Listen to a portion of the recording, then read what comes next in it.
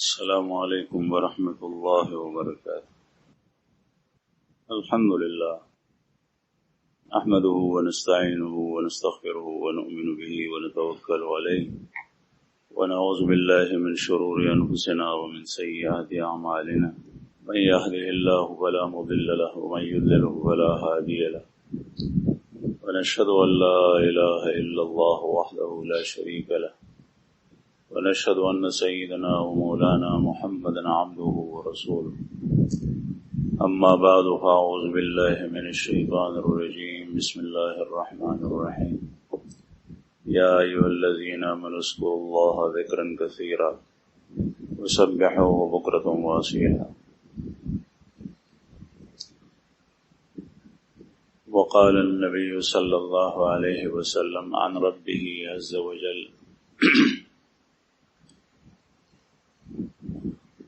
قال الله تبارك وتعالى أنا عند ظن عبدي بي وأنا معه إذا ذكرني فإن ذكرني في نفسه ذكرته في نفسي وإن ذكرني في ملئ ذكرته في ملئ خيرا من ملئ ومن تقرب إلي شبرا تقربت إليه باعا ومن تقرب إلي باعا أتيت عنده ومن أتاني يمشي أتيته هرولا أو كما قال رسول الله صلى الله عليه وسلم عن ربه عز وجل. صدق الله العظيم وصدق رسوله النبي الكريم ونحن على ذلك من الشاهدين والشاكرين والحمد لله رب العالمين. درود شریف وایي. تاسو خدای وبخښه دنیا او په آخر کې نجات، په دنیا او په آخرت کې نجات هغه په عمل صالح سره چې د هغې نه مخکې ایمان وي او د عمل سره سره دوه څیزونه نور وي، د رسول الله صلی الله علیه وسلم سنت او طریقه، او دویم اخلاص. که چېرې سړی فرایض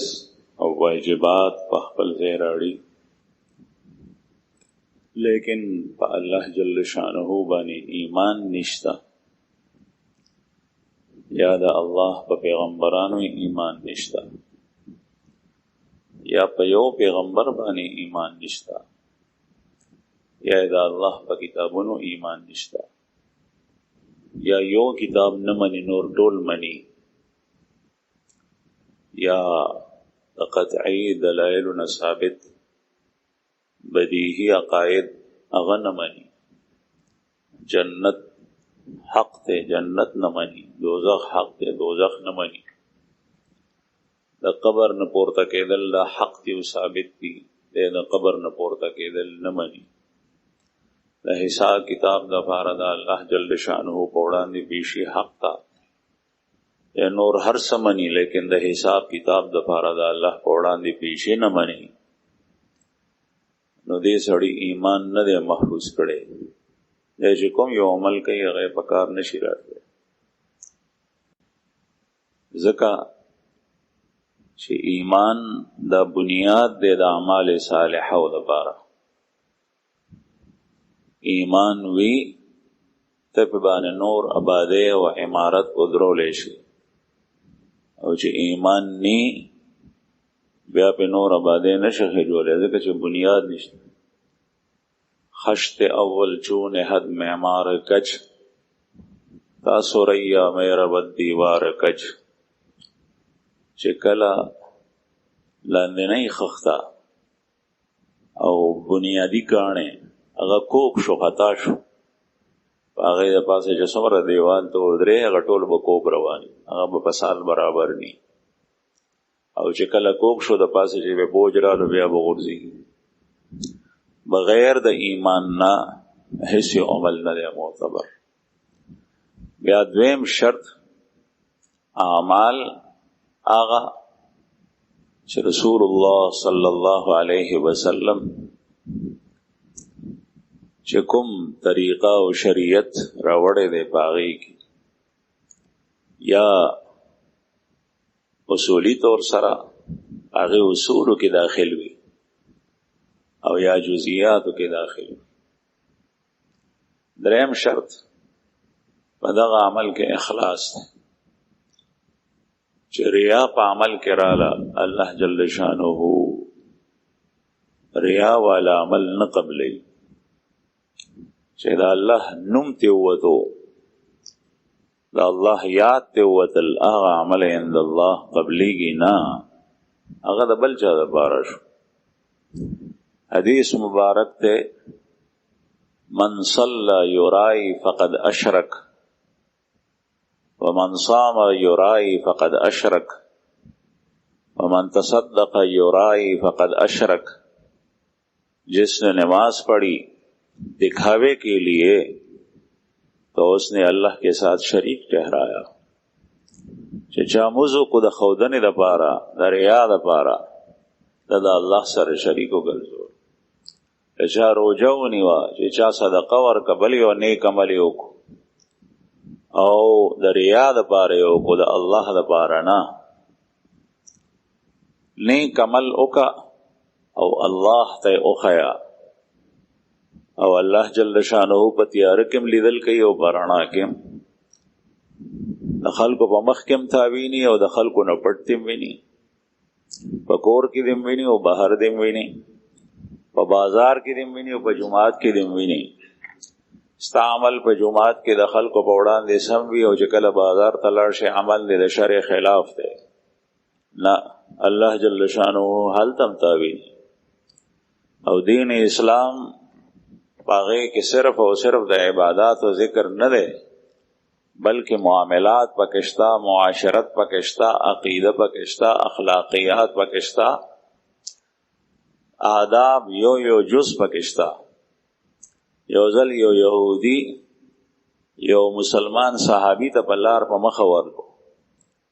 او دا صحابی د رسول الله صلی الله علیه وسلم صحابی او دا د عربو نه دی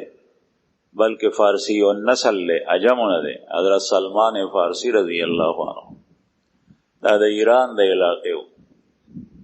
او خوش قسمت او سعادت من روح چې په ژوند باندې الله جل شانه په شام او په یو ځای په بل ځای ګرځېدو بیا محمد رسول الله صلی الله علیه وسلم ته ورسېدو. دی یو ځل په لار تلو نو یو یهودي د سره په لاره کې ملاو شو. هغه یهودیان په مدینه منوره کې پاتې کېدل. دته وی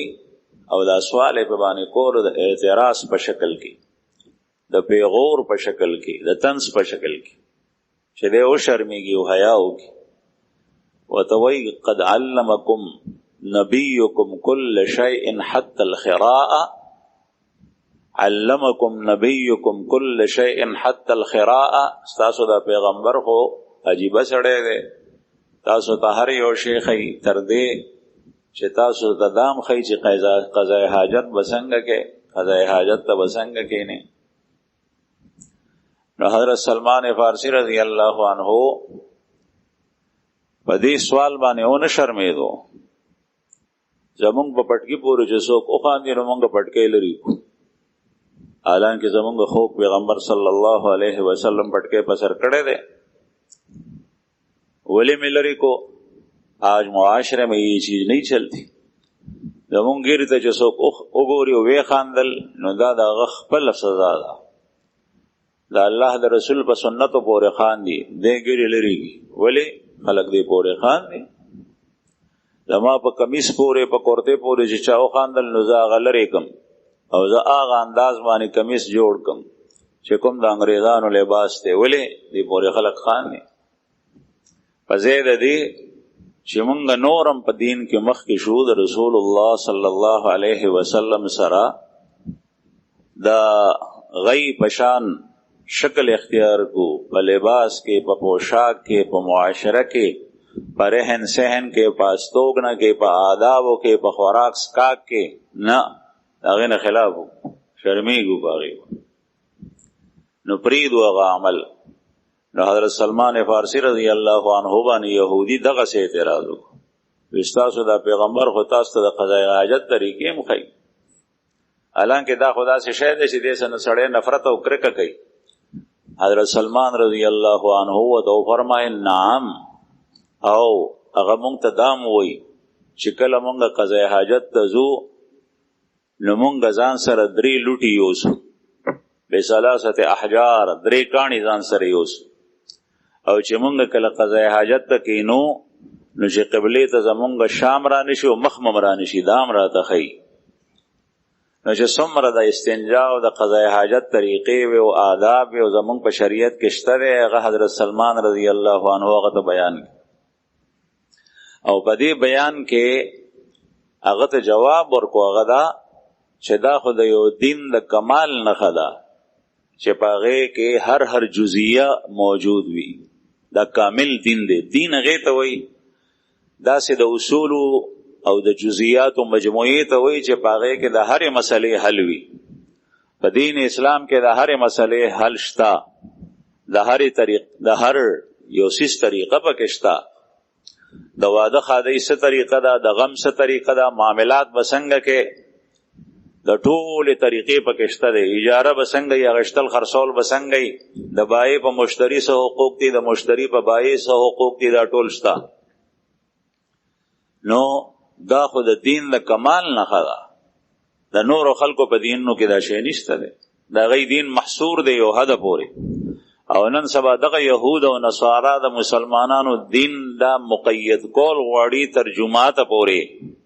نو دا د پیغور او د طنز په شان وایي چې بس د دین تعلق د جمعات سره دی، جمعات نه چې بهر راوتې نو بیا په دین څه کوي، الیاذ بالله. حالانکه دین خو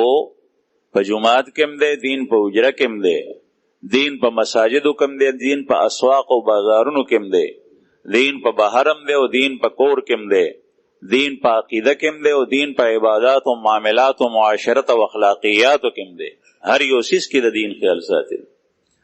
نو حضرت سلمان رضی الله عنه هغه یهودي ته جواب ورکړو چې دا خو د دین د کمال نښه ده چې په هغې کې هر یو ادب شته. رسول الله صلی الله علیه وسلم فرمایي چې داسې ځای کې به بول نه کوي چې هغه سړي کې پتا باندې واپس راځي. ابو داود شریف کې حدیث دی چې کوم سړی د بولو اراده وکړي نو دی ځان ته ځای وګوري، داسې ځای بولونی مثلا ګټه ده، تیږه ده، په هغې باندې ته بول کې نو هغه سخت شی دی، په هغې به دارې تا باندې واپس بیا راځي، ستا بدن او ستا کپړې نجس کېږي. او دا خلق دا غیر مسلم،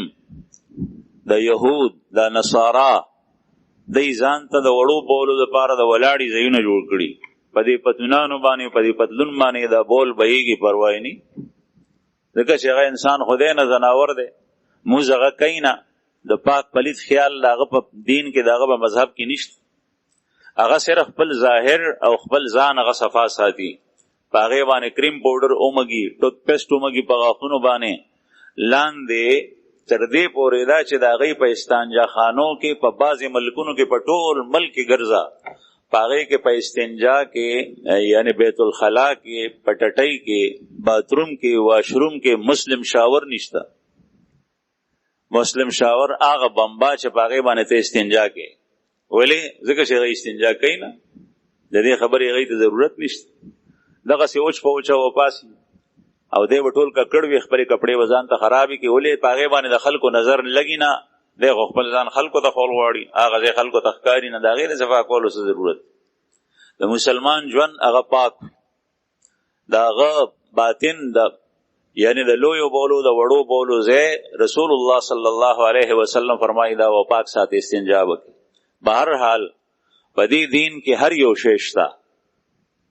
نو د هرې مسلې حل په دین کې شته دی. بیا دې سره سره بنیادي شی هغه اخلاص دی، للهیت، چې هغه کار او هغه عمل کې هغه به د الله دپاره کې، که هغه دې د ریا دپاره وکړه نو هغه ټول ضایع شو. وما امروا الا ليعبدوا الله مخلصین له الدین، وما امروا، ان کو یہی حکم دیا گیا تھا कि वो अल्लाह की बंदगी इस हाल में करे कि वो दीन को अल्लाह के लिए खालिस कर रहे हों। दईते दगा हुक्म शेव च अल्लाह इबादत पर दे अंदाज बानी हो कि दीन खालिस कई अल्लाह दबारा। अल्लाह जल्ल शानहू फरमाई कि यो अदना बरख के पनी कमल के मा सर सो बलकस शरीक की नो अगज टोल अगत अपरेखम टोल अगत अपरेदम अन अगन शुरका यानी शिरक जो पटोलो पार्टनरानों के शराकतदारों के बरखदारों के लटोल नजियात गनी और बेपरवाह और मुस्तगनीम माता दशा शराकत जरूरत निश्तर कमा सर सोक शरीक शुपा अमल के नजा टोल बरखागत अपरेद मिटती वाला पलकम बरख केम दा अल्लाह जल्ल जलालुहु सर पे अमल के तबल सोक शरीक के रस्म रिवाज पके शरीक के सोसाइटी और मुआशरा पके शरीक के खानदान पके शरीक के लकली नवाब और खान पके शरीक के या बली और कस पके शरीक के नो अल्लाह जल्ल शानहू दा टोल दा ज़माना दा पका ज़के शदा अमल तागद पार कड़े हालांकि बंदगी दा अल्लाह खालिस दा अल्लाह जल्ल जलालुहु दा पार पका और जमा इज्जतमंद दा अल्लाह बंदगी खालिस दा अल्लाह दा पार अल कीगी च द सड़ी अल्लाह दा नेक अमल प वक्त की याद हुई च अल्लाह जल्ल शानहू याद हुई मुस्के नुखदे दी याद हुई सदका वर के च अल्लाह दी याद हुई मामला के दा अल्लाह दा पार बे अल के च अल्लाह जल्ल शानहू दी याद हुई बे गश्तल खरसोल बद शर मुताबिक अल के च खुदे दी याद हुई दा वक्त कोर कले रस्म रिवाज अगब द शर मुताबिक अगकार अल के च अल्लाह जल्ल शानहू दी याद हुई गम और खादिब द रसूलुल्लाह सल्लल्लाहु अलैहि वसल्लम द शरीयत मुताबिक अल के च अल्लाह जल्ल शानहू दी याद हुई ज़िक्र कुरानी करीम और द रसूलुल्लाह सल्लल्लाहु अलैहि वसल्लम प अहादीसों के ज़े पज़े अल्लाह जल्ल शानहू द ख़पल याद और द ज़िक्र अमर कई मन आरद अन ज़िक्री फ़इन्न लहू मईशतन दन्का मन आरद अन ज़िक्री फ़इन्न लहू मईशतन दन्का अल्लाह जल्ल शानहू कुरान पाक के फरमाई चिजा जमा द ज़िक्र न एराज़ को शाय का वता मखते वाड़ोलो दा गजवन बतंगवी कम सड़े च दा अल्लाह जल्ल शानहू याद न कई द मुस प शक्ल के द रोजे प शक्ल के द ज़कात और सदक़े प शक्ल के द ला इलाहा इल्लल्लाह प शक्ल के द सुभान अल्लाह अल्हम्दुलिल्लाह प शक्ल के द अल्लाह द याद प शक्ल के पजड़ के द जवन बतंगवी दे बसपेरी दा मुझ जो द स्पेरो वी द स्पेर न मुराद आगे दे चगबा मासियात के डूब भी खुदे ने याद यो द अल्लाह ताआत और नेकी बकिनी कोर अलस पेरे की जो पागे कोर के दा अल्लाह बंदगी नहीं मुस्प के निश्ता तिलावत निश्ता दा अल्लाह नु मगश्तल निश्ता दा कोर स्पेरे दे दा सेना चतलाड़े होते हुए शेर दा कोर पमुंग बाने खने दे रागले दा स्पेरे दे दा स्पेरस्ता दा बदमलई पे वजह दे औरज शपा वक्त दा स्पेर कीगी दा सेना दा इंसान द खपल अमल और द कड़ो पे वजह बाने स्पेरी आगा जे स्पेरे दे जो पकुम जे के अल्लाह जल्ल शानहू नहीं आदी आगा कोर स्पेरे दे जो पकुम कोर के अल्लाह जल्ल जलालुहू नहीं आदीगी और पागे के मासियात और नाफरमानी दा अल्लाह जल्ल जलालुहू भी ज़िक्र रसूलुल्लाह सल्लल्लाहु अलैहि वसल्लम यो हदीस मुबारक के फरमाई चे ला तदखुलुल मलाइकतु बैतन फीहि कल्बुन औ सूरतुन औ जुनुबुन औ कमा क़ाल अलैहि सलातु वस्सलाम आगा कोर के फरिश्ते न दाखिलेगी फरिश्तों न मुराद फरिश्ते द रहमत थी फरिश्ते द सकीनत थी फरिश्ते द इत्मीनान दी कुम फरिश्ते जस्ता कोरता खुशहाली सकीना इत्मीनान राड़ी द हर यो फरिश्ते खपल खपल कार बाजी फरिश्ते दा सीधी शेखा द खल्क रूह औसा उबासी आखो हर यो कोरता ननूजी आखो चे खलक कुम जे के बरबंड लगड़वी आगा जे तम ननूजी आगा फरिश्ते बाने सोक रोक टोक निशी कोले गजियल हजरत दाऊद अलैहिस्सलाम बच कल द कोर न बाहर लो न बे बाहर कोर ता ताला लगोला जरंदे भी लगोला बाहर बलाड़ो यो दले ताला खलास का कोर तरान न तो वे कतल पकोर के सड़े वाला दे गोली मंस अहो तो ही शेल का तसो के ला खुदमा कोर दे अहो तो ही जागा सो के ममा कोरुन दन नतलो न सोक मने कोले निश दे पुश सदा खुदा अल्लाह फरिख्तदा पतवे चिस्ता रूह का बसकोल तरागलेम पता ता अल्लाह जल्ल शानो मोहलत दर कई संग दे कोहा बहरहाल د مرګ فرښتې هغه ارزه ته راځي، کال ته معصیات وی، کال ته کافر وی، کال ته مشرکین دي، کال ته دمتو وی، هر یو شی چې وي دې فرښتو باندې څوک پابندي نشي لګول. بعضې خلک وایي، بعضې خلک چې دا حدیث واوري په دې پورې خندا کوي، و یو سړی و هغه به ځان سره سپی ګرځولو، چې لوی اوبه ولته به کېناستو، قضای حاجت ته نو هم به سپی ځان سره بوتلو. چا ورته وایي چې داسې کې وایي دا سپی دی دپاره ګرځوم، ما د یو ملا صاحب نه اورېدلي دي چې کوم ځای کې سپی نو هلته فرښتې نه ځي، نو ما څخه به فرښته نه راځي، نو زما روح به نشي قبض کولی. نو هغه کس ظریف الطبع غونې و، هغه ورته وایي چې د دې سپي روح به فرښته قبض کوي، دا سپی به مري و که نه؟ وایي چې او مري به. وایي کومه فرښته چې د دې سپي روح قبض کوي هغه به ستا هم قبض کوي. فرښتې د روح قبض کولو والا هغې باندې څوک پابندي نشي لګولی. ها د سکینې او د اطمینان او د خوشحالۍ او د سرور چې کوم کیفیات راړي کورونو ته، هغه فرښتې هغه کور ته نه داخلېږي. لا تدخل الملائکه فیه کلبن، چې په هغې کې سپی وي، او صورتن یا پکې تصویر ځوړند دی، او جنبن یا پکې جنبي دی، تصویر پکې ځوړند دی. بعضې خلک د پلار، د نیکه، د سیاسي لیډر، د خپل پیر د هغه تصویر ځوړند کې په یو ځای کې غټ فریم یې لګولی، دکان کې، په کور کې. هلکه ستا د هغه سره عقیدت دی، که هغه نیک کس دی نو د هغه اتباع اختیار کا. هغه نیک سړی و، د هغه په شان خپل ځان جوړ کا. دا تا ته فایده نه درکوي، نقصان درکوي چې د هغه تصویر تا لګولی دی. تا د سیاسي قائد تصویر لګولی دی په خپل بیټک او په حجره کې، تا د خپل پیر تصویر لګولی دی، د خپل استاد دی لګولی دی، د خپل پلار او د نیکه دی لګولی دی، هیڅ فایده نه درکوي په ورځ د قیامت باندې، بلکې الټه دا نقصان دی، ځکه چې دا صورت دی او تصویر دی. او چې کوم ځای کې تصویر وي هلته فرښتې د رحمت نه داخلېږي، دې ځای کې به سکون او اطمینان ني. یا هغه صورت د بل څه نه جوړ دی، د چونې نه جوړ دی، د چاک نه جوړ دی، د لرګي نه جوړ دی. بعضې خلک په دې انګیټیو باندې د ډیکوریشن دپاره د اس تصویر، د زمري تصویر، د بتې تصویر دا لګولي، دا ټول تصویرونه دي. دا تمثال دی چې په پخوا زمانه کې به د کومو څیزونو پرستش کېدو، د هغې به سجدې لګولې، هغې ته به عبادت کولو، چا به د یو څیز، چا د بل څیز، د الله جل جلاله سره به شریک ګرځول. نن سبا په دې کې عیب څوک نه محسوسوي، بلکې دا ډیکوریشن دپاره دی. غټ زمري تصویر یې د چاک نه جوړ دی، هغه یوړ، هغه په کور کې په باغچه کې کېښود، کور چاردیوارۍ کې دننه پروت دی یا په کمره کې پروت دی، که هغه هر یو شی چې دی چې د زیروح تصویر دی، د دې ممانعت. رسول الله صلی الله علیه وسلم یو ځل د بهر نه تشریف راوړو، د سفر نه، چې وی کتل مبارک نو دیوال باندې یو پرده ځوړنده ده. بخاری شریف کې حدیث دی، په دیوال پرده ځوړنده ده، په هغې باندې تصویرونه دي، د مارغانو تصویرونه. پیغمبر علیه الصلاة والسلام د دروازې په چوکاټ باندې د لاسونه مبارک دواړه داسې کېښول، ودرېدو، او د حضرت عایشې رضی الله عنها دننه ده. ورته وایي چې یا رسول الله دننه راځئ که نه؟ وایي چې نه، دا څه شی دی؟ دا پرده چې تاسو پورې لرې کړي ني، دا دې ټوکړې کړي ني، تر هغې پورې زه دې کور ته نه راځم. رسول الله ځکه چې څوک دا جوړوي نو دی د الله په تخلیق کې د هغه سره ریس لګوي، مقابله کوي، مشابهت کوي، دا د خدای سره مقابله کولی.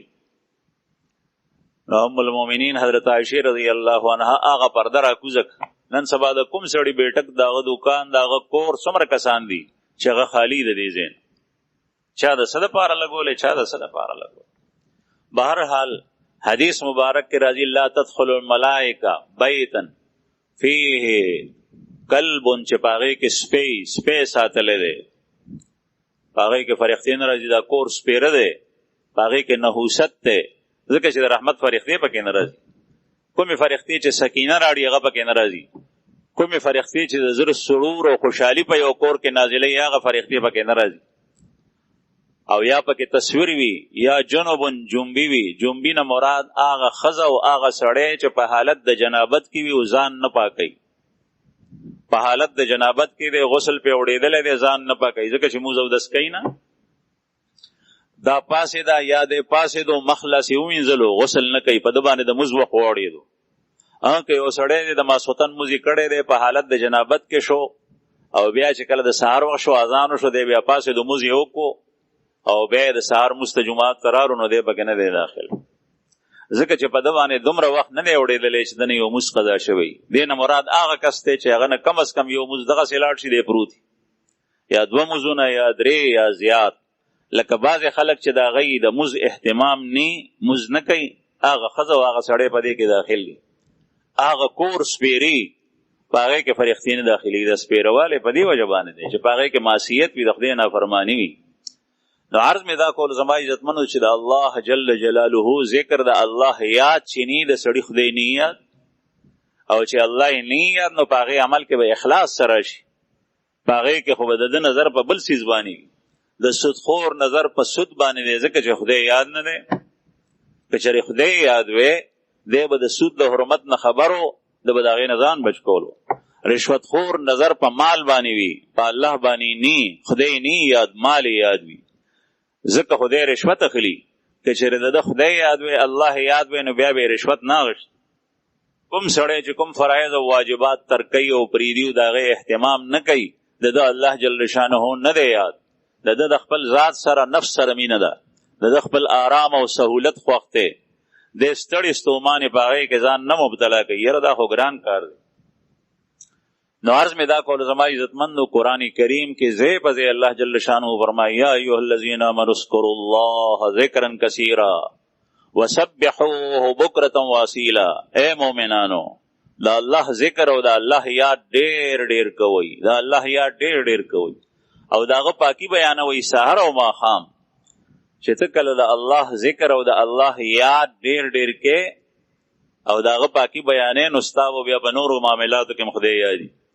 کوم سړی چې په کثرت سره الله الله وای نو چې بازار ته لاړ شي نو هم په زړه کې خدای یادي. اوس به یریږي چې الله جل شانه هو ما ویني او ما په دې خله باندې د الله نوم غشته دی. اوس الله جل شانه زدا معامله کوم، زدا خطا کوم، ما خو الله پاک ویني. دی به یریږي، دی به حرام ته نه لاس کوي. او که چرنه دی حرام هم کوي نو دغه د الله جل شانه ذکر اغاز لاړو هباء منصورا. ځکه چې بعضې سړی ذکر هم کوي خو هغه خدای نه خوشحالوي، هغه مخلوق خوشحالوي. یوازې په یوازې ناست دی، لاوډ سپیکر یې ځان ته کولاو کړی دی، ټوله محله خبرئ او الله جل شانه چې هغه د سره دی هغه نه خبرئ، هغه ته یې نه کوي. که ته هغه ته کولی خو بیا به د یوازې ځان ته کولو. دې نه معلومېږي ټول خلک د په مخ اغشتی لاوډ سپیکر د کولاو کړی د جومات لاوډ سپیکر بجلي بیل خرچ کوي او ذکر د الله دپاره نه کوي، د خلکو دپاره کوي چې خوا او شا کورونو کې زنانه او نارینه ټول واوري. کومه ډله چې په جماعت کې ناسته ده تعلیمي ترغیبي ذکر ټول کوي دا د الله جل شانه دپاره کوي. که په دې کې هم د یو سړي مقصد ریا وي نو هغه ریاکار دی او دغه وخت کې نور چا ته نه ځان ته کول دي. او یو سړی دی هغه د الله جل شانه نوم طریقه باندې نه پوهېږي، نه شي غشتی د بل نه زده کړي. بهرحال قرآن کریم کې الله جل شانه فرمایي بل ځای فرمایي واقم الصلاة لذکری، واقم الصلاة لذکری، اور نماز قائم کر میری یاد کے لیے. زما د یاد دپاره مونځ قائم، د سر نه تر اخره پورې په مونځ کې د الله ذکر دی. اول الله اکبر چې څنګه نیت تړي تکبیر تحریما، تکبیر الله اکبر د الله لوی بیانې دا د الله ذکر دی. بیا سبحانك اللهم وبحمدك ثناوي دا د الله ذکر دی. بیا تعوذ اعوذ بالله من الشیطان الرجیم دا الله په نوم سره او په الله سره د شیطان نه پناه غواړي، دا د الله ذکر دی. بسم الله الرحمن الرحیم تسمیه بسم الله دا د الله ذکر دی. بیا الحمدلله رب العالمین سوره فاتحه او بیا د قرآن پاک سورت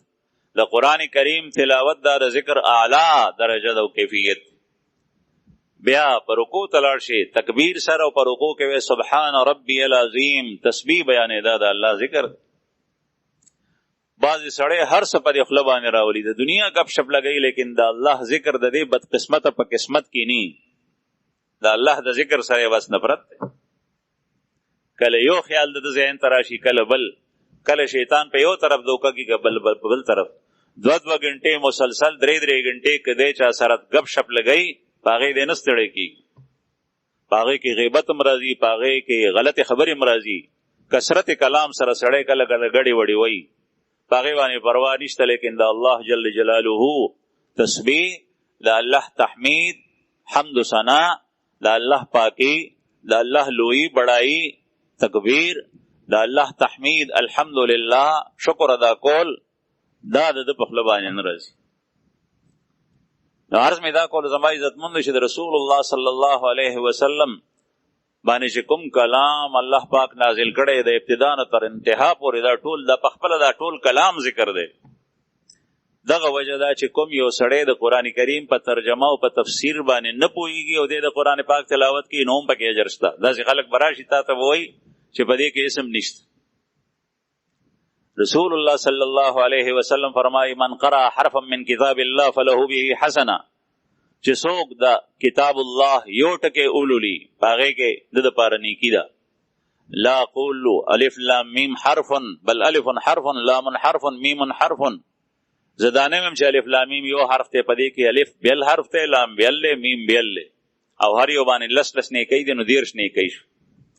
بعضی وایي چې دا هغه الف لام میم مثال حدیث کې نبی کریم صلی الله علیه وسلم ورکړی دی چې د سوره بقره په ابتدا کې راغلی دی، او بعضی وایي چې دا هغه علم دی الف لام میم علم چې کوم د علم ترکیف په ابتدا کې دی. ځکه چې کوم الف لام میم د سوره بقره په ابتدا کې دی هغه لیکل په دریو ټکو کې شي، لیکن باغې کې په هر یو ټکی کې بیا درې حروف دي. الف کې درې حروف دي حمزه لام او ف، په لام کې درې حروف دي لام الف او میم، په میم کې درې حروف دي میم یا او میم. بہرحال قرآن کریم دا اللہ جل شانہ کلام بغیر د ترجمه بغیر د تفسیر نه، چونکه دا ذکر دے ذکر الله دے دا الله کلام ته دے د خدای خبرې دي هغه باندې ته اجر دے. بل هیڅ کتاب او د بل چا کلام هغه عبادت نه دے، هغه تقرب الی الله نه دے چې خدای ته دی نږدې کی سوا د الله جل شانہ د کلام نه. ها پاغه کې بل واسطه نه کوي راځي. یو حدیث مبارک کے رسول اللہ صلی اللہ علیہ وسلم فرمائیں، بخاری شریف کے حدیث تھے کہ نبی کریم صلی اللہ علیہ وسلم فرمائیں دا اللہ جل جلالہ بعض فرښتې داسې دي چې هغوی په ځمکه کې چکر لګي، یطوفون د طواف لفظ دی او یطوفون دي ته وایي چې ځي راځي داسې لاړې بیا واپس رالی. ګوره که څوک ولاړي هغوی څه کوي؟ داسې کسان ګوري چې هغوی د الله په ذکر کې لګیایي، د الله په ذکر کې لګیایي. نو چې کوم فرښتې اول وویني نو نور ته اواز کوي چې تاسو کوم څیز پسې ګرځېدئ، هغه شی دا دی. 15 کسه 10 کسه 13 کسه 20 کسه هغوی لګیا دي الله یادوي. بیا د فرښتې راشي غیر چاپېر د دی نه وزرې خوري کي په خپل حفاظت کې واخلي او د هغوی د اکرام دپاره هغوی د پاسه وزرې خوري کي. بیا الله جل جلاله د خپل فرښتو نه تپوس کوي چې زما د بندگانو څه کول، او الله ته ښه پته ده. الله جل شانه احادیثو کې ځای په ځای د دې خبرې تذکره راځي، الله پاک ته ښه پته وي، لیکن په دې باندې د فرښتې هم ګواه کوي چې زما د بندگانو څه کول. هغوی وایي چې یا الله یهللونک ویکبرونک ویحمدونک ویسبحونک. دی لا اله الا الله وی، دی ستا تسبیح پاکی بیانولا، ستا تعظیم او لوی بیانولا، الله اکبر وی، ستا تحمید وی، حمد و ثنا بیانولا. بیا الله جل شانه تپوس کوي چې دی زمانه څه غوښتل؟ و یا الله تانه جنت غوښتو چې یا الله موږ د جنت راکړي. ځکه چې فوز فی الاخره د آخرت کامیابی هغه د جنت په شکل کې دی. ښه هلته یا دوزخ ته یا جنت ته. کوم سړی چې دوزخ ته لاړو دا ناکام، الله مدې وساتي، او کوم کس چې جنت ته لاړو دا کامیاب. نو دا دعا هم کولی شي چې یا الله ته مې په دنیا او په آخر کې کامیاب کې، او دا دعا هم کولی شي چې یا الله ته مې جنت ته بوځي. دې کې ګورې غرض نه دی چې یو سړی دا ووایي چې دا خو د غرض عبادت شو، ته جنت غواړي د خدای نه. ځکه چې د الله د رضا او د خوشنودي علامت او نښه دا ده چې الله جل شانه ته جنت ته بوځي. نو چې ته وایې چې یا الله ما جنت ته بوځې، دې کې ضمناً اول دا دعا راځي چې یا الله ته زمان راضي شي. نوح علیه السلام خپل بچی ته وایي یا بنی ارکب معنا ولا تکن مع الکافرین، اے بچے مونږ سره په دې کشتۍ کې سور شه او کافر مه جوړېږه، کشتۍ کې سور شه. د نوح علیه السلام مقصد دا نو چې مونږ سره د کفر او د شرک په حالت کې کشتۍ کې سور شه. د غزوې کافرو دی د خپل قوم سره د نوح علیه السلام د خپل پلار د دعوت او د هغوی د نبوت خلاف و. نو پلار ورته وایي چې بچی یا بنی ارکم معنا مونږ سره سور شو کشتۍ کې ولا تکم مال کافرین کافرانو نه مه جوړېږي دا چې ورته وایي چې مونږ سره سور شه دې مطلب دا دی چې اسلام قبول که بیا سور شه ځکه چې کشتۍ کې سورېدلو دپاره شرط دا و چې هغه سړی مسلمان د نوح علیه السلام سره کل بل تقریبا څه د پاسه 80 کسانو په دې کشتۍ کې انسانان صرف دغه مسلمانانو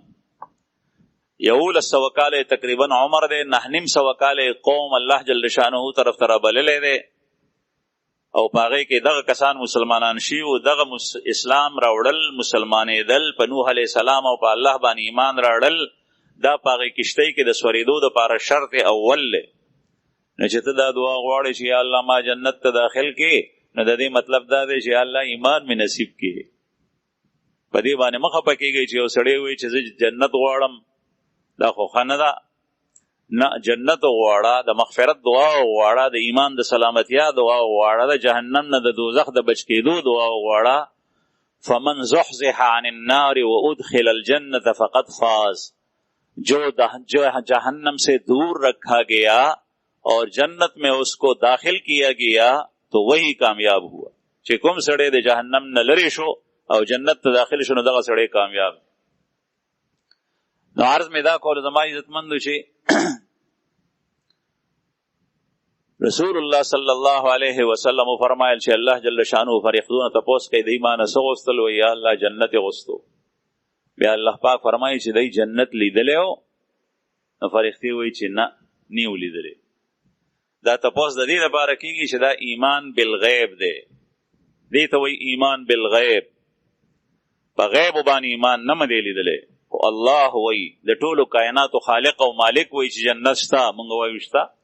ځکه چې خدای پاک هر څه جوړ کړي دي د الله رسول وایي انبیاء کرام وایي چې جنت شته دوزخ شته مونږ وایو شته دغې ته ایمان بالغیب وایي چې ته کله جنت ووینې نو بیا خو ایمان بالغیب پاتې نه شو پیسه دې لیدلي ده په پیسه باندې یقین کې چې په دې باندې هر څه د دنیا په بازار کې کېږي نو دا خو دې په سترګو لیدلي دي ځکه دا دې نه دي لیدلي چې په آخرت کې هر څه په نیکۍ او په حسنات او په طاعات او په عباداتو باندې ملاویږي که چېرې دا یقین ستا جوړ شي نو دا د الله جل جلاله د حکم او د هغې د ارشاد تعمیل دی او د محمد رسول الله صلی الله علیه وسلم د وینا د وجې نه دی جوړ شو دې ته ایمان وایي ستا په الله ایمان دی ځکه په پیغمبر دی ایمان دی ځکه نو جهنم لیدلی نه دی دوزخ لیدلی نه دی یا الله دی جهنم جنت نه دی لیدلی ایمان بالغیب راوړی دی الله پاک فرمایي که چېرې دی جنت وویني نو بیا که جنت لیدلی وی بیا به سو وی بیا به یا الله نورم ډېر سوال کولو ځکه چې دا خو لیدلی نه دی چې لیدلی وی بیا به ډېر سوال کولو بیا ورته فرمایي چې پناه یې د څه نه غوښته فرښتې وایي چې یا الله د جهنم نه یې پناه غوښته جهنم یې لیدلی دی وایي چې نه لیدلی خو یې نه دی په جهنم باندې ایمان بالغیب جهنم شته بعضې خلک چې څوک دا وایي این خیال استو محال استو جنون دا کفر دی چې په دې کې مخلک انخلولی دي چې دا جنت دی او دا دوزخ دی که یو شاعر خپل شاعرانه تخیل کې دا الفاظ وایي دا اسلام نه دی دا کفر دی او سری د کفر الفاظ کې د یک تاویل کې د تاویل وسی جنت یو خیال دی تصور دی حقیقت نشته دا کفر دی جنت حقیقت دی جهنم یو خیال دی تصور دی دا شته دی نه دا کفر دی جهنم یو حقیقت دی شته دا الله جل شانه نافرمانه چې په دنیا کې هغه ته خدای پاک سونه وي مال هم ورکړی دی ښې غټ کړی دی دنیا یې ورکړې ده جیداد یې ورکړی دی زور یې ورکړی دی د کلی مشري د صوبې د ضلعې مشري د ملک مشري ورته ورکړې ده او هر یو څیز د هغه سره پریوان شته دی او په دغه حال کې دنیا کې وخت تېر کو لاړو الله جل شانه به دی یو ځای ته غورځوي او د ده نه به د دې څیزونو بدل اخلي ځکه چې دا خدای جوړ کړی و دا دنیا کې ورته ژوند هم خدای ورکړی و وخت هم خدای ورکړی و د خپل عبادت دپاره او دی په هر ځای کې د الله منکر شو د هغه تصدیق نه کوي د هغه عبادت نه کوي یو سزا ځای اخري مقرر کړی دی هغه څه دی جهنم دی قرآن کریم کې الله پاک ځای په ځای فرمایي کله خو په دنیا کې هم سزا ورکي د مسلمانانو د لاسه ورکي د مجاهدینو د غازیانو د لاسه ټکو سترۍ کې په دنیا کې دا عذاب دی د هغه دپاره یا زمینی آفات پہ راولی یا پہ سماوی آفات راولی د سیلی او د باران په شکل کې تباہی کی او مسلمان که چېرې په دې څیزونو کې لاړو نو د هغه دا عذاب برای عذاب نه دی بلکې دا د تطهیر دپاره دی که یو سړی ایمان محفوظ کړی او په دې څیزونو کې دی لاړو نو ټیک ته د مرګ په تکلیف کې شو لیکن د د پاکۍ ذریعه وګرځېده ده. بهرحال الله جل شانه ته په آخر کې فرمایي چې زما فرښتو تاسو ګواه شئ چې دی ته ما جنت ورکو د جهنم نه ما دی وساتل او چې کوم شی دی غواړي هغه مې ورته ورک. باقاعده بعضې فرښتې دې پسې ګرځي چې کوم خلک داسې دي چې هغوی د الله جل شانه په یاد کې لګیا دي. مسلم شریف کې عنوان د مجالس الذکر او په هغې کې صحیح مسلم صحیح روایت دی چې الله رسول الله صلی الله علیه وسلم فرمایل چې الله پاک فرمایي انا عند ظن عبدی بی، انا عند ظن عبدی بی، میں اپنے بندے کے ساتھ وہ جس طرح میرے ساتھ گمان رکھتا ہے اسی گمان کے مطابق اس کے ساتھ سلوک کرتا ہوں. زه د خپل بنده سره هغه سلوک کوم چې زما سره څنګه ګمان ساتي. که چېرې یو کس د الله سره دا ګمان ساتي چې خدای پاک ما جنت ته نه بوزي، ما خدای نه بخي، ما به جهنم ته بوزي، نو دغسې به کوي. رسول الله صلی الله علیه وسلم یو بوډا تپوس ته لاړو، بوډا بیمارو. پیغمبر علیه الصلاة والسلام عادت مبارک داو چې بیمار څخه به لاړو نو په بدن مې ورته لاس کې خو په تندي باندې او دا به وفرمایل لا بأس طهور ان شاء الله، لا بأس طهور، خفه نشي غم مکو دې سره به پاک شي. یعنی دا تبا دا بیماری وستا د پاکۍ ذریعه وګرځي خدای به دې ګناه معاف کړي. او لا بأس هغه ته تسلي ورکول دي. بیمار ته چې لاړ شي تسلي ورک. نن سبا ډاکټرانو ته چې لاړ شي ډاکټر وایي نه به راتلی که نه، دا خو هغه بیماري ده چې سړی ختموي فور. اوس رالی چې اوبه د ورخه تېرې شوي دي هغه مریض داسې مایوسه کړي چې هغه کې کومه ساه غړېږي هغه هم ترې لاړی شي. دا ډاکټر نه دی. ډاکټر ته خو پکار وي چې هغه بیمار ته تسلي ورکړي. جوړول به خدای کوي انشاءالله، زه دې علاج کوم، الله به دې جوړ کړي، ښه به شي، خفه نه شي. یا بعضې سړی د بیمار تپوس ته لاړ شي نو نه پوهېږي په تپوس باندې چې د بیمار د تپوس کولو مطلب څه دی. دی بیمار ته وایي د دې بیمارۍ نه څوک نه دي ښه شي. زمونږ په کلي کې فلانکې ناجوړه شوې وه، غم ترې لاړو، فلانکې وه غم ترې لاړو، فلانکې وه غم ترې لاړو. بس هغه بیمار که نه مري نو هم زر عمري، ځکه چې هغه مایوسه شي، زړه یې فیل شي. رسول الله صلی الله علیه وسلم چې بیمار ته لاړو هر یو بیمار ته به دا وی لا بأس طهور ان شاء الله. حالانکه د الله رسول پیغمبر و او پیغمبر ته خو الله پاک په ذریعه د وحی دا بعضې ځایونو کې وایي چې دا بیمار ښه کېږي یا نه ښه کېږي، لیکن بیمار ته کله دا نه دي ویلي لا بأس طهور ان شاء الله. غم مکو، دا د پاکۍ ذریعه د غم مکوه. نو یو بوډا تپوس ته لاړو نو هغه بوډا ورته وایي بل حمى تفور على شيخ كبير تزيره القبور وتقول لا بأس طهور. تو وی چې دا خپن شي غم مکو پاکی دا، حالانکه تبه را باندې راغلی دا شیبره تبه ده په بوډا سړی باندې راغلی دا، دا بوډا پریدي نه دا تبه بلکې قبر ته به رسوي. نو د الله رسول په دې جواب باندې خفه شو، وی فرمایل چې بیا ته څنګه وی دغسې دي. بس بیا هغه بوډا مړ شو. عرض مې دا کول زما عزتمندو چې د الله جل جلاله سره ښه ګمان ساتئ، د الله سره ښه ګمان ساتئ. په دنیا کې چې حیات یې روح به صحت دې شته، د خدای نه یریږه هم، لیکن د الله جل شانه نه امید هم ساته او ګمان خو سره هر وخت ښه ساته. څه مطلب؟ الله پاک ظالم نه دی، هغه رحمان دی، هغه رحیم دی، هغه بخونکی دی، مهربانه دی. دا مطلب نه دی چې دا جمله استعمالو د دې په وجه باندې د ګناه ارتکاب کوه. بعضې سړی وایي چې ورته وایي چې لکه رشوت ما اخله، زمړه خدای پاک غفور الرحیم دی، خدای مو به وبخي. دا ډیره خطرناکه خبره د دې وخت کې استعمالول. کلمة حق ارید بها الباطل، ټکې سم دی، خبره سمه ده، لیکن دا بې ځایه تا استعمال کړي ده. د دې مطلب دا دی چې زه به دا ګناه کوم، ته به ګناه کې خدای به تا بخي. دا خو جرأت دی د الله جل شانه په مقابله کې. دومره ډیټ یې، دومره هډرم یې، دومره ضدي یې چې هغه ضد د ګناه نه پرېږدي. د خدای مخې ته هم ته ګناه کې شرمېږم نه. دا وینا ټیک نه ده. البته دغسې چې کله ته ناست یې نو د الله جل شانه سره ګمان ښه ساته. انا عند حسن ظن عبدی بی فاذا ذکرنی فانا معه چې کله دې ما یادای نو زه د سره يم چې زما ذکر کوي زما بنده زه سره يم چې کله د الله ذکر کوي تو وایي چې الله ما سره دی مسکه د قران کریم تلاوت کې الله الله کې تسبیحات و لا اله الا الله و الله پاک ما سره دی چې کله زما ذکر کوي الله پاک فرمایي حدیث قدسی و سره يم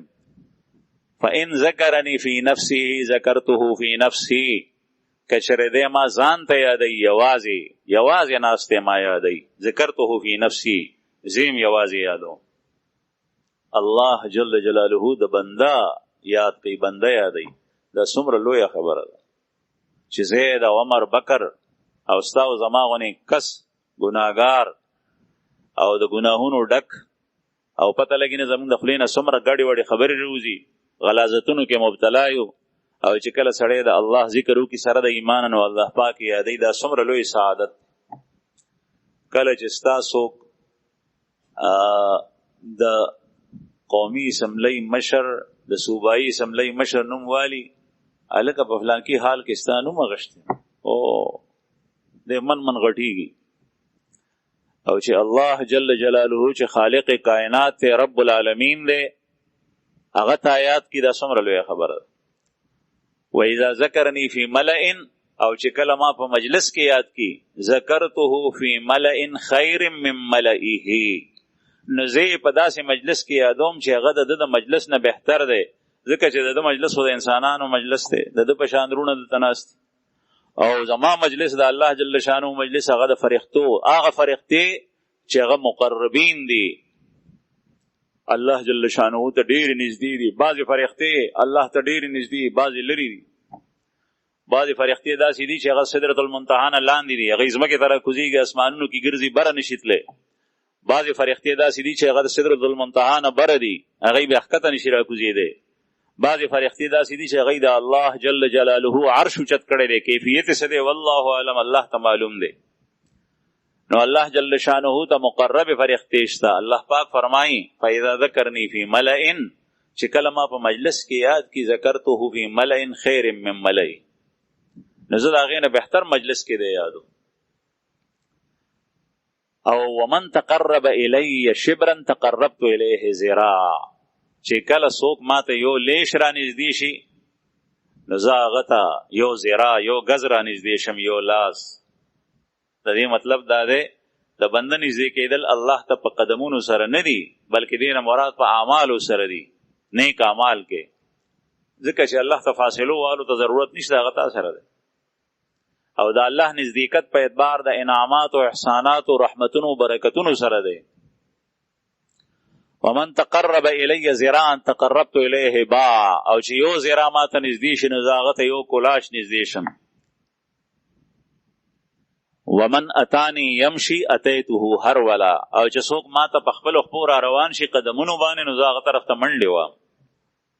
د دې مثال الله سي زمونږ کابرین بیانای لکه څنګه چې یو وړوکی ماشوم دی هغه خړپوسې کوي او هغه ګرځېدې نشو ناڅاپه دی ودرېدو یو دوه قدمونه واغشتل نو مور پرې یې دی چې دی یو قدمونه والی بس چې څنګه غورځېږي نو مور ورته لرې نه رامنډه کې اوچتي نو ماشوم په کلاره قدمه خلي مور ورته منډې وي دغسې الله جل جلاله چې کله بنده الله پاک طرف ته روان شي نو الله پاک فرمایي اتیتو هرولا دا ټول متشابهات دي په معنا او مفهوم الله جل شانه خپوي بهرحال عرض می دا کولو چې الله جل جلاله داسې مجالس چې پاغه کې د الله نوم غشته شي خوخی قرآن کریم کې دی چې کله تاسو د کافرو سره جنگيږئ نو چې کله مز نشي کوله په ولاړیم نشي کوله په ناس سم په طریقه سره رکوع سجدي سره نشي کوله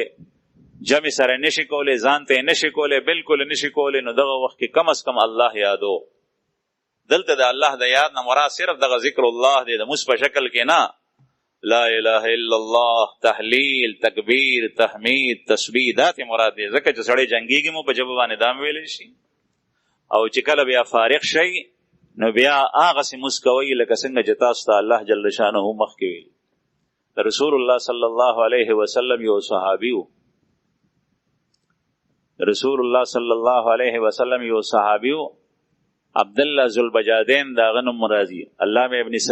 اسیر جزری رحم الله داغه تذکرہ په خپل صحابه په کتاب کې کړی ده، کوم کې چې صحابه نمونه داغه ده مختصر حالات سره راغون کړی دي. د مکه مکرمه کې د ایمان راوړو په محمد رسول الله صلی الله علیه وسلم. دغه وخت کې رسول الله صلی الله علیه وسلم هجرت کړو چې چا وس کېدو هغه مدینه ته هجرت کول تلو. د ترنه پرې خو پلار مړو یتیمو بیا لوی شو، ترنه پرې خو تر وته پخپو کې زولنې چولې وی بیړې او پرې خو نه تړلې وې چې نه بځي. بیا ترې وی چې دی به وړي د خپل دین به پرې دی نوې دین چې کوم پرې خې د پلار نیک دین ته بره وړي د ته وی ترې پوښښ دی خو نه مني زما خبره. نو اخر کې تر به وهلم ډیر بیا پرې خو آزاد کو وته وی چې زا خو د بدن باندې چې کومې کپڑے وی نو کپڑے ته نه وېستي بربند کو لغړ وته وی چې دا کپڑے ما در کړی دي یا کپڑے کوزي کا دغه سزا چې څنګه د کور نه وته نو مورم په حالت د کفر او د شرک کې وا خو مور وی په بچی باندې جړس سوځي جړې خوږيږي. یو لوپټه په سر باندې وساده رغې وته وشتو هغه د دوه ټوکړې کو یو اعلان دی یو د ځان نه پورته تاو نو دوه چپوټي تینا جوړ شل په یو چپوټي باندې خپل عورت پټ کو ستر بلې پورته تاو او مدینه منورې ته روان شو د مکه مکرمه نه. اوس چې نن سبا حاجی او زائر او معتمر مدینه منورې ته ځي نو 4.5 کیلومتر په موټر وې باندې په نیغ سړک لار ده او هغه زمانہ کې نیغ سړک نو داسې تللو ځکه چې چرته غر رالو هغې نه به وړېدې چرته به کاڼي راړل چپرې به رالې په هغې باندې متلی نه شو هغې نه به ډډې ته لاړو نو هغه لار به نور اوږده شو چې تیز رفتار سره څوک تلو درمیانه نو په اتو ورځو کې به د مدینې او د مکې د منځ کې دا لار والې کېده په اوښ باندې. بهر حال دی په څو ورځو کې ورسېدو مدینې منورې ته لاړو. د سحر مونځ کې په صف کې ولاړ دی په هماغه دوو چپوټو ذوالبجادین ورته ځکه وایي عبدالله نوم دی او ذوالبجادین یې لقب دی او بجاد چپوټي ته وایي دوو چپوټو والا. رسول الله صلی الله علیه وسلم عادت مبارک داو چې کله به موس ختم کو سلام به وګرځول نو بیا به یو طرف ته داسې او بل طرف ته داسې قتل چې څوک نو وارد مسافر خو نه دی راغلی دی ولیدو روي غوستو ته بوسیدو کوم ځای نه راغلی څنګه دو د ټول حال وي. نبی کریم صلی الله علیه وسلم وته فرمایل چې دا زما دا کور دا دروازه چې د دې ځای کې به دا ستازې شو. هغه زمانه کې نه کمرې وي نه هوټلې وي نه بل یو شی او په جمعات کې به یو مسافر چې و جمعات کې به دی راو وی دا ستازې دی د الله رسول مبارک چې چرته کور ته ننوتو په دروازه هغې سره یې ورته ځای ورکړو. هغې د شپې چې به دی دومره الله جل شانو باندې مینو د شپې به دی پاسېدو په زوره به ذکر کولو لا اله الا الله دا نور ذکر. حضرت عمر رضی الله عنه ورته یو ځل وویل چې چپ شه نو نبي کریم صلی الله علیه وسلم ورته وفرمایل چې مې جب کو دا د الله جل شانه د مینې د وجې نه لګیا دی. تبوک په سفر کې پیغمبر علیه السلام سره دی لاړو. تبوک ته جنگ د پاره نبی کریم صلی الله علیه وسلم تله خو جنگ نو شوه دشمن نو راغله. هغه زمانه کې تبوک په شام کې نن سبا تبوک په سعودي عرب کې دی. چې کله واپس راتلل د دې عبدالله ذوالبجادین نیټه پوره وه. عبدالله ابن مسعود رضی الله عنه بیا د دې حدیث راوی دی. هغه وایي زه د شپې پاسېدم صحابه کرام د شپې پاسېدل په سفر کې که وو که په حضر کې وو صحابه به د تهجد لمونځ کولو. بعضې صحابه کرام به د نیمې شپې نه پاسېدل مسجد نبوي ته وراتلل. بعضې به ورپسې رالل بعضې ورپسې رالل بعضې ورپسې. مونږ چې پاسو چې 2 رکعته د سهار د اذان سره زر وکړو نو مونږ وایو چې تهجد مې وکړ. صحابه کرام به د نیمې شپې نه پاسېدل. لوی پېشمنې بیا وړوکې پېشمنې کې به ولاړو څوک دلته څوک حالته څوک حال. او چې جنگ کې په سفر کې بو نو بیا به په دشته کې ولاړو د شپې او به څومره په ګرانه پیدا کېدي او به نه وي او بیا اودسونه کول بیا ستړي ستومانې د جنګونو زخمی حالت کې روغ یا زخمی یا غم د خپل رور چې هغه به شهید شوی او سره د هغې به د شپې الله جل شانه ته ولاړ. عبدالله ابن مسعود په دې خیال را پاسېدو دی وایي چې زه را پاسېدم ما وکتل نو لرې په میدان کې یو ځای کې رڼا ده. ما وی چې دا رڼا ولې ده چې هلته لاړم نږدې نو څه ګورم چې رسول الله صلی الله علیه وسلم مبارک په قبر کې ولاړ دی، قبر کنستی شوی دی، په قبر کې رسول الله صلی الله علیه وسلم ښکته دی او د قبر په جای باندې او په غاړه باندې شیخین حضرات ولاړ دي، ابو بکر او عمر رضی الله عنهما دواړه خلفا، او د هغوی په لاس کې د مړي لاش دی او نبی کریم صلی الله علیه وسلم هغوی ته د لاس داسې اوږده کړي دي او ورته فرمایي چې دا رور مو ماته راکړئ، دا رور مو ماته راکړئ. د رور ټکه استعمالول او بیا شیخینو په لاس کې او بیا د هغوی د لاس نه د نبی کریم صلی الله علیه وسلم لاس ته راتلل، بیا پیغمبر علیه الصلاۃ والسلام په لاس کې لیچو کې واغشتو، لحد کې کېښ او جخې برابر کو، نو بیا شیخینو ته وایي چې راکوز شئ، کاڼې پې کېدې، خاوره پې واړوئ. عبدالله ابن مسعود وایي چې ما وکتل نو زه حیران شوم چې دا څومره لوی خوش قسمته انسان دی، دا څوک دی؟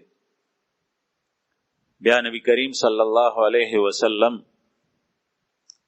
چې کله قبر تیار شو نو دعا یې وکړه، مخې قبلې ته کو، لاس یې اوچت کړ او دا دعا یې وکړه چې یا الله ته دې وبخې او زه د ده نه راضي وم، تم د ده نه راضي شي، زه پې راضي وم تم پې راضي شي. عبدالله ابن مسعود صاحب وایي چې ما دغه وخت کې ارمان وکړو چې کاش د دې سړي په ځای باندې زه وې او ما ته پته ولګېده چې دا همدغه عبدالله ذوالبجادین دا چې مسجد نبوي کې به ناست او الله به یادولو، د مکې مکرمې نه په 2 چپوټو کې راغلی و، د الله رسول په خپلو مبارکو لاسو په قبر کې ایښی دی. هلته دنیا ته او مال ته نه کتلی کېدل، هلته ایمان ته، عمل ته، د رسول الله صلی الله علیه وسلم اتباع ته او د هغوی قرب ته به کتلی کېدل. په هر حال عرض مې دا کولو زما عزتمندو چې د اخلاص پیدا کولو ذریعه دا ده چې الله جل شانه مو یاد وي، چې مونځ ته ودرېږې نو دا خو د خدای د یادو د پاره دی چې سړی مونځ وکړي د سر نه اخره پورې دی په مونځ باندې پوه نه شي، نو دا به څنګه مونځ وي؟ الله پاک دې قبول کړي. واخر دعوانا